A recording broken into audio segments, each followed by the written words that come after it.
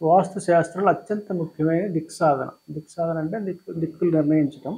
తూర్పు, పడమర, ఉత్తర, దక్షిణాలని true north మనకు ఉపయోగిస్తారు వాస్తు శాస్త్రంలో.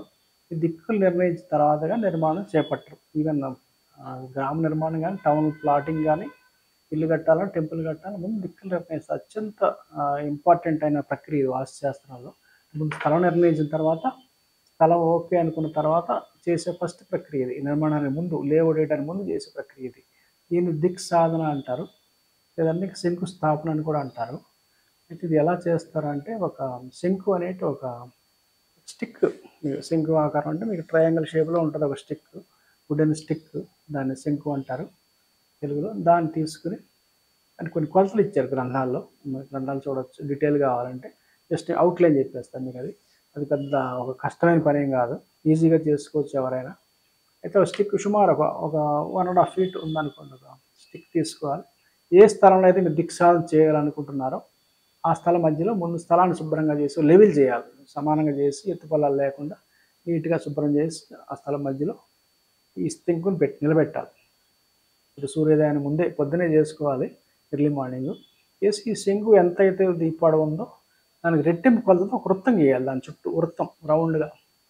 మీకు ముగ్గుతో ఏయొచ్చు, లేదంటే ఇంకేదన్నా పౌడర్‌తో గానీ ఏసి వృత్తం గీసి దీని మధ్యలో పెట్టాలి. కదలకుండా పెట్టాలి. సూర్యోదయం అయిన తర్వాత మేము ఉదయం 9, 10 గంటల ఆ టైంలో శంకు ఈ శంకు పై నీడ ఎప్పుడైతే ఈ వృత్తాన్ని తాకుతుందో అది మార్క్ చేసుకోవాలి. ఏ ప్లేస్‌లో తాకిందో దాన్ని మార్క్ చేసుకోవాలి వృత్తం మీద. మీకు ఉదాహరణ ఉదయం 10 ఆ ప్రాంతంలో వృత్తాన్ని తాకుద్ది సుమారుగా. అది మీకు వెస్ట్ సైడ్ తాకుద్ది వృత్తాన్ని. పొద్దున్న సూర్యోదయం ఈస్ట్‌లో అవుద్ది కాబట్టి ఆ నీడ వెస్ట్‌లో పడుతుంది మనకెళ్ళి.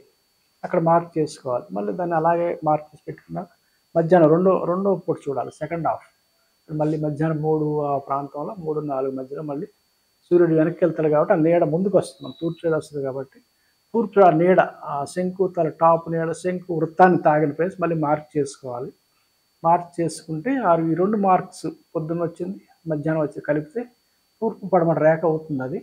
దాన్ని ట్రూ ఈస్ట్ అంటాం మనం సింపుల్‌గా చెప్పాల్సొస్తే. అయితే దీన్ని ప్రాచీన గ్రంథాల్లో అపచ్యయ అని చెప్పేసి కరెక్షన్ ఇచ్చారు. మీరు ఏ మంత్‌లో మీరు ఈ దిక్సాధన చేస్తే మేలో చేస్తే ఏంటి, ఏప్రిల్‌లో చేస్తే ఎంత కరెక్షన్ కొన్ని అంగుళాలు మార్చాలని చెప్పి ఇచ్చారు. అయితే మనుష్యాల చంద్రిక అన్నది అదో గ్రంథం ఉంది చెప్పాను ఆల్రెడీ. అందులో అయితే సింపుల్ టెక్నిక్ ఇచ్చారు. మళ్ళీ నెక్స్ట్ డే రిపీట్ చేయాలి ఇదే పని. చేసి మరి వచ్చిన దాన్ని మార్నింగ్ టైంలో వచ్చిన నీడని 3 భాగాలు చేసి, ఒక భాగాన్ని దీన్ని కలిపి చేస్తే కొంచెం ఈశాన్యం తిరుగుద్ది లైను. అలా చేయాలని చెప్పేసి చెప్పారు. మన గ్రంథాల్లో స్పష్టంగా ఇవ్వడం జరిగింది. బొమ్మలు ఇచ్చాం. అది ఎవరైనా చేసుకోవచ్చు. అయితే ఈ ఆధునిక కాలంలో మనకు దాని అవసరం లేదు. కాకపోతే ప్రాచీన కాలంలో చేశారు కాబట్టి, ఎలా చేశారో తెలుసుకోవడం అవసరం కాబట్టి శాస్త్రం కోసం మనం చెప్తున్నాం దీన్ని. దీనంత అవసరం ఇప్పుడు లేదు. కష్టపడి చేయక్కర్లే మనం. ఎందుకంటే వాళ్ళు ఆధునిక ఎక్విప్‌మెంట్ వచ్చేసినాయి మన దగ్గర. సివిల్ ఇంజినీర్స్ దగ్గర ఈ సర్వే ఎక్విప్‌మెంట్స్ వచ్చినాయి.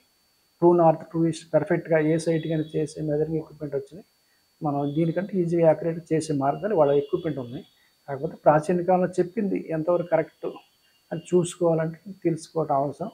మనం నేను రాసిన మైమతంగానే మానసార్లో కూడా స్పష్టంగా ఇచ్చిన డ్రాయింగ్స్‌తో సహా ఇచ్చి ఎలా చేయాలో ఈ ప్రాచీన కాలంలో ఇది ఫాలో అయ్యారు. ఇది చాలా పర్ఫెక్ట్ ఇది. ట్రూ నార్త్ అని వస్తది దీంట్లో. ట్రూ నార్త్, ట్రూ ఈస్ట్ అని వస్తది. అయితే వాస్తు శాస్త్రంలో ఇంకొకటి అనొచ్చు. ట్రూ నార్త్ ఏంటి మనం కాంపాస్ వాడతారు కదా అని. వాస్తు శాస్త్రంలో ఎప్పుడు కూడా మీకు దిక్సాధన కోసం శంకువే వాడారు. ప్రాచీన కాలం నుంచి నాట్ ఓన్లీ ఇండియా. మీకు ఇతర దేశాల్లో కూడా దిక్కులు తెలుసుకోవాలంటే ప్రాచీన నాగరికతలో కూడా శంకు వాడారు. శంకు ఇది మనకు కొత్తేం కాదు. అన్ని దేశాల్లో ఉందది. మీకు యూరోప్‌లో ఉంది. చైనీస్‌లో కూడా శంకుతోటి దిక్సాధన సిస్టమ్ ఉంది. యూరోప్‌లో వాటిలో. మన దేశంలో వాస్తులో వాడేవారు. అలాగే టైం తెలుసుకోవడానికి కూడా ఈ శంకు ఉపయోగం ఉంటుంది. అది వేరే వేరే విషయం అది. ముఖ్యంగా శంకుతో దిక్సాధన పెర్ఫెక్ట్ ట్రూ నార్త్ చేసి, వాళ్ళు దిక్సాధన చేసి ఇల్లు కట్టేవారు. అయితే ఇక్కడ ఈ దిక్సాధన చేయడానికి శంకు కూడా ఇంకో మార్గం ఉందా అంటే ఇంకొక టెక్నిక్ కూడా ఉంది. కొన్ని గ్రంథాల్లో మీకు ధ్రువతార ఉత్తరాన ఉండే మన ధ్రువ నక్షత్రం చూసి దిక్సాధన చేసే విధానం కూడా చెప్పారు కొన్ని గ్రంథాల్లో, ప్రాచీన గ్రంథాల్లో. అది ఎలా అంటే అది నైట్ టైమ్ చేయాల్సి ఉంటుంది దాన్ని. రాత్రి ధ్రువ నక్షత్రం చూసి దానికి టెక్నిక్స్ ఉండే, ఇన్‌స్ట్రుమెంట్స్ ఉండే మన వాళ్ళ దగ్గర. మన ఇల్లు కట్టే మేస్త్రులు, స్థపతుల దగ్గర ఉండేవి ప్రాచీన కాలంలో. ధ్రువ నక్షత్రాన్ని చూసే విధంగా ఉత్తర దక్షిణాలు సాధించేవారు ఫస్ట్. దాని నుంచి పర్ఫెక్ట్ లైన్ డ్రా చేస్తే తూర్పు పడమర వచ్చేస్తది. ఒకటి పగలు దిక్సాధన చేయాలంటే శంకుతోటి, రాత్రి దిక్సాధన చేయాలంటే ధ్రువ నక్షత్రంతో చేసేవారు ప్రాచీన కాలంలో. అయితే తర్వాత తర్వాత మీకు అసలు కంపాస్ మన దగ్గర లేదు ఎప్పుడు. వాస్తులో ఇప్పుడు మనం వాడే కంపాస్ వచ్చి 100 సంవత్సరాలు అవుతుందేమో అంతే వాస్తులోకి వచ్చి. అసలు వాస్తుకి మ్యాగ్నెటిక్ కంపాస్ సంబంధం లేదు. రెండోది అయస్కాంత దిక్సూచి మ్యాగ్నెటిక్ కంపాస్‌తో మీరు వాస్తు వాడితే తప్పది. ట్రూ నార్త్ వేరు, మ్యాగ్నెటిక్ నార్త్ వేరు. దిక్సూచి మ్యాగ్నెటిక్ నార్త్ చూపిస్తుంది మనకి. దిక్సాధన మనం వాస్తులో వాడాల్సిన ట్రూ నార్త్. వాస్తు అంతా ట్రూ నార్త్‌తోనే పని. మనకెప్పుడు అయస్కాంత దిక్సూచి, అయస్కాంత నార్త్ గురించి చెప్పలేదండి. రెండిటికి కొంచెం తేడా కొన్ని డిగ్రీలు భేదం ఉంటది ఇండియాలో. ఈ వేరే కంట్రీస్‌కెళ్తే ఎక్కువ ఉంటది గానీ, మన ఇండియాలో పెద్ద కాదులే. 2, 3 డిగ్రీలు ఎంతో వ్యత్యాసం ఉంటది తప్ప. మీకు మోర్ ఆర్ లెస్ నడుస్తది మని. లైట్ విత్ యాక్యురసీ లేకుండా పర్లేదనుకుంటే కాంపాస్ వాడొచ్చు. అప్పుడు మేము అందరం కాంపాస్ వాడినోళ్ళమే.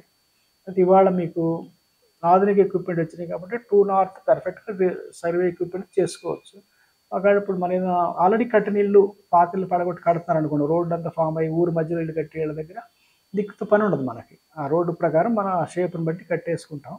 అదే ఒక అపార్ట్మెంట్స్ వాస్తు చూడాల్సొచ్చినప్పుడు, వాళ్ళు ఆల్రెడీ ఒక అపార్ట్మెంట్ వా కట్టిన అపార్ట్మెంట్ వాస్తు చూడాలంటే, వాళ్ళు మన సిటీలో అన్నీ తిరిగే ఉన్నాయి. పర్ఫెక్ట్ డిగ్రీగా ఉన్న ఇళ్ళు చాలా తక్కువుంటాయి. ఎటో ఒకటి తిరుగుంటాయి. ఆగ్నేయం తిరిగుండో, ఈస్ట్, ఈశాన్యం ఎటో ఒకటి తిరుగుంటాయి. అలాంటి ఆటికి మరి ఏం చేయాలి అంటే, ఎలా తెలుసుకోవాలంటే, అయస్కాంత దిక్సూచి వాడకూడదు దాంట్లో. ఎందుకంటే అపార్ట్మెంట్ లోపలికెళ్ళి మీరు అయస్కాంత దిక్సూచి వాడితే రీడింగ్ ఎర్రర్ వస్తది. కరెక్ట్ రాదెప్పుడు. ఎందుకంటే మీ పైన స్లాబ్, కింద స్లాబ్, పక్కన పిల్లర్స్ ఉంటాయి. పిల్లర్‌లో ఐరన్ ఉంటది మీకు. పెద్ద పెద్ద పిల్లర్లు పక్కన నిలబడితే ఎప్పుడు ఎర్రర్ వస్తది మీకు. డెఫినిట్‌గా ఎర్రర్ వస్తది. అదే మీకు పెద్ద పెద్ద స్లాబులేసిన మీ గ్రౌండ్ లెవెల్‌లో స్లాబులేసిన గేటెడ్ కమ్యూనిటీస్ అయితే మీరు నేల మీద నిలబడిన ఎర్రర్ వస్తది. అది కూడా స్లాబే కాబట్టి. అంచేత అక్కడ మీరేం చేయాలి మరి అలాంటి పరిస్థితి అంటే బయట రోడ్డు మీదకొచ్చి చూడాలి. చూస్తే సుమారుగా ప్యారలల్‌గా మీరు దానికి కొంత ఓరియంటేషన్ తెలుసుకోవచ్చు. లేదంటే మోడర్న్ టెక్నిక్ మన గూగుల్ మ్యాప్స్ వాడొచ్చు. ఇప్పుడంతా గూగుల్ మ్యాప్స్ వాడుతున్నాం మనం. గూగుల్ మ్యాప్స్‌తో చాలా ఈజీ. ఇంట్లో కూర్చొని మనం ల్యాప్‌టాప్‌లో గూగుల్ మ్యాప్ ఎన్ని డిగ్రీలకు తిరిగిందో తెలుసుకొని దాని ప్రకారం మనం ఆల్రెడీ ఉన్న అపార్ట్మెంట్స్ తాలూకు లొకేషన్స్ అన్ని చెక్ చేయొచ్చు. వాస్తు చూడటానికి అవి ఉపయోగించొచ్చు. తర్వాత మరి ప్రాచీన కాలంలో మరి ఎట్లా అండి కంపాస్ ఇండియా వాళ్ళకి తెలీదా అంటే ఇండియన్స్ తెలుసు. ప్రాచీన కాలం ఇండియాస్ తెలుసు. ఇండియాలో ఎక్కడంటే మీకు దిక్సూచి కాకుండా మత్స్యంత్రం అని పిలిచేవారు. అయస్కాంత దిక్సూచిని ప్రాచీన కాలంలో మత్స్యంత్రం అని పిలిచేవారు. మత్స్యంత్రం. మత్స్యంత్రం అంటే ఏంటంటే ఒక బౌల్‌లో ఒక నూనె లాంటిది ఉండే దాంట్లో ఇనుప ముక్క ఏసేవారు. Iron piece. అది మ్యాగ్నెటైజ్ అయిన ఐరన్ పీస్ ఏస్తే అది ఉత్తర దక్షిణాలు చూపించేది. అయస్కాంత ఉత్తర దక్షిణాలు చూపించేది. దాన్ని మన వాళ్ళు షిప్పుల్లో విదేశాలకి అప్పుడు సరుకు రవాణా జరిగేది కాబట్టి ఇతర దేశాలు యూరోప్‌కి ఇతర దేశాలకి ఆ షిప్పుల్లో ఈ మత్స్యంత్రాన్ని వాడేవారు. అంతేగాని ఈ దిక్సూచి వాస్తులో ఎప్పుడు లేదు. అలాగే మీ ప్రాచీన చైనా అసలు చైనీస్‌లో కూడా మ్యాగ్నెట్ అయి ఉండే ఇన్‌స్ట్రుమెంట్స్ అదే కంపాస్ లాంటియి. బట్ ఇండియాలో మాత్రం మత్స్యంత్రం వాడారు. దిక్సాధన శంకుస్థాపన శంకుతోటి ఇళ్లల వాస్తులో వాడారు. 2 ముఖ్యంగా. ఇక మీకు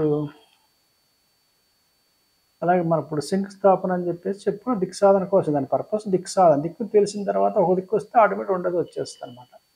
ఈ విధంగా మనం దిక్సాధన చేసుకోవాలి. ప్రాచీన కాలంలో చెప్పింది.